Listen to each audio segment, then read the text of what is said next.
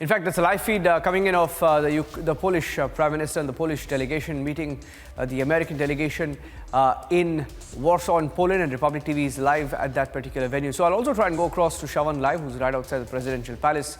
He's at the Presidential Palace where the meeting is taking place.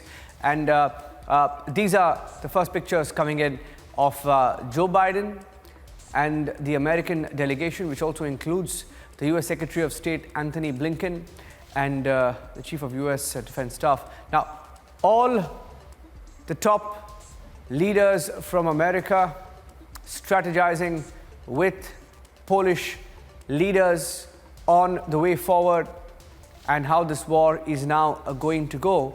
We're staying with these pictures as I also get across Shravan. I'll go across to Shravan, who's live outside the Presidential Palace. And as I go across to him, we're putting out on the bottom of our screens the breaking news updates, because we are also getting in details of what has been discussed so far. And it comes on the back of the US delegation also meeting the Ukrainian defense and foreign ministers. The Ukrainian defense and foreign ministers have also met Joe Biden. And it's a surprise meeting, one which was not announced and one which has taken many by surprise. There were speculations that perhaps Zelensky himself could be meeting Joe Biden. We are not sure whether any such meeting took place, but even the US media, even the US government, while releasing the pictures of the meeting between Joe Biden and the Ukrainian ministers, said details were awaited and that not much was known. So while we stay with these pictures, getting in more details also of what Ukraine is saying about Russian losses in this particular war so far. Now, the Ukrainian side, of course, claims that over 16,000 soldiers have been killed, that is, Russian soldiers have been killed, which Russia has denied. Russia claims the real number is about 1,600. So on both sides, over and underestimation being done. Ukraine claims 575 tanks of Russia have been destroyed, and that 1,640 armored carriers have been destroyed, 293 artillery systems destroyed, 91 rocket systems, 51 air defense systems. They claim 117 planes have been destroyed, claiming 2 Iskander missiles have been destroyed, and that 127 choppers have been neutralized. Now, these are details that the Ukrainian army claims is as per their estimate. They claim that 7 ships or motorboats have been hit, and that 73 tankers have been struck, and 56 unmanned aircraft or UAVs have also been hit.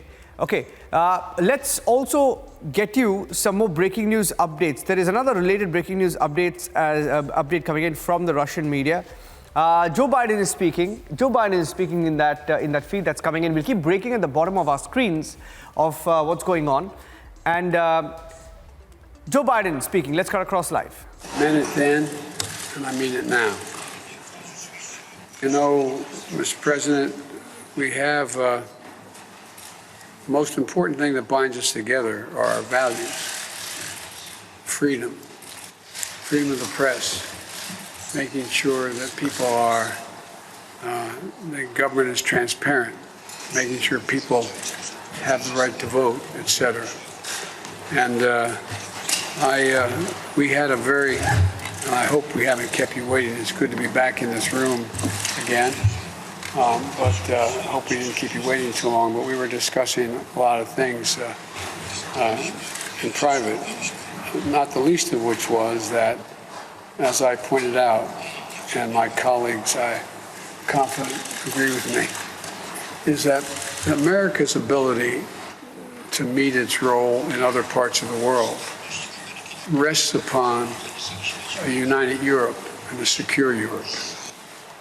We have learned from sad experience in 2 world wars when we've stayed out of and not been involved with stability in Europe. It always comes back to haunt us, the United States. So I've been saying for a long time, as a senator who visited here, as a member of the Foreign Relations Committee, as vice president for 8 years, now as president, that stability in Europe is critically important to the United States in terms of our interest, not only in Europe, but around the world.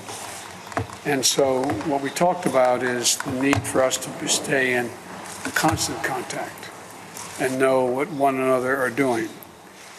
The United States and my colleagues on this side of the table have heard me say it many, many times.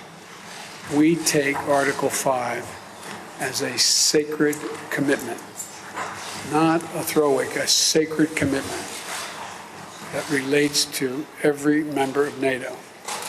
One of the things that I thanked the president for downstairs was the fact that the single most important criteria in this time of a changing world, so much is changing, not just here, but in other parts of the world, is that NATO stay absolutely, completely, thoroughly united.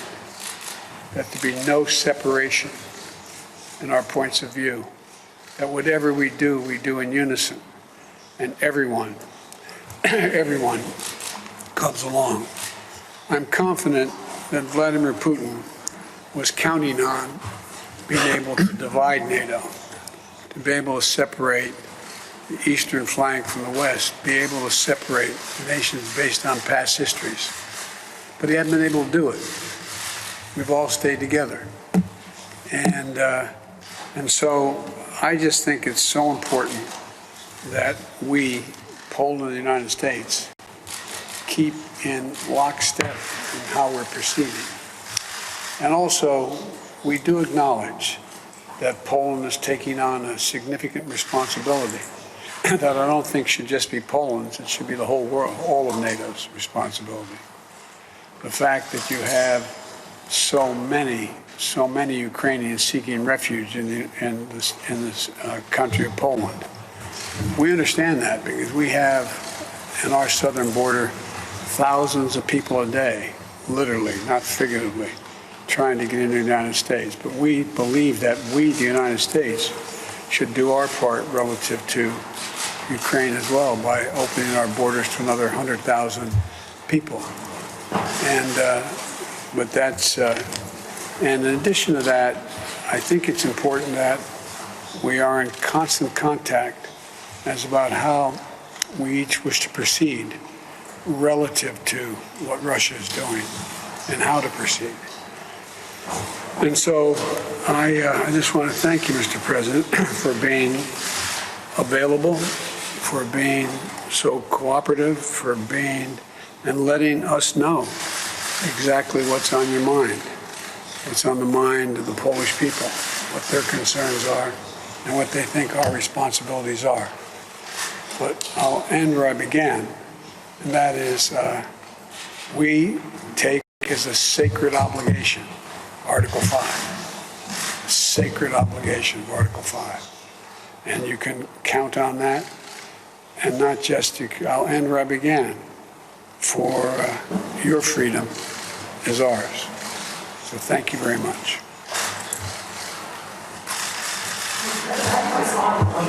Thank you, guys.